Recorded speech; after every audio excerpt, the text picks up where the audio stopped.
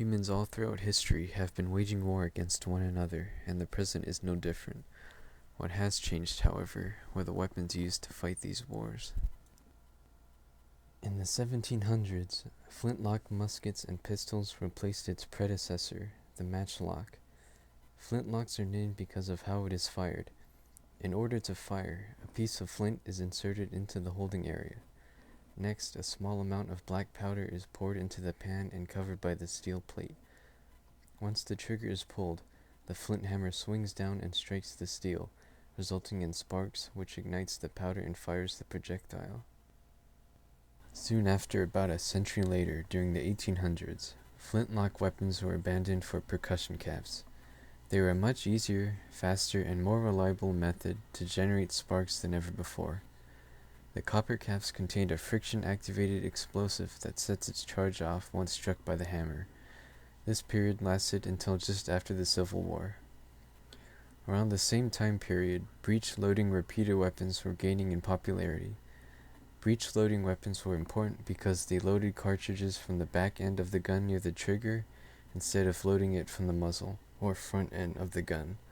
This gun also allowed multiple cartridges to be loaded in without needing to reload every single shot.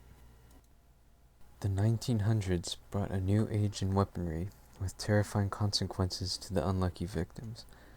Trench warfare in World War I made it difficult for attackers to break through the defenses without sustaining huge amounts of casualties, so plans to combat these trenches had to be made.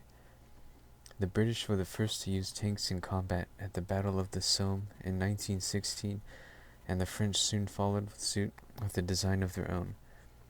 While the idea of using fire as a weapon has been around for centuries, the Germans first used a flamethrower during World War I in 1915. Another deadly weapon designed to flush troops out of trenches was poison gas.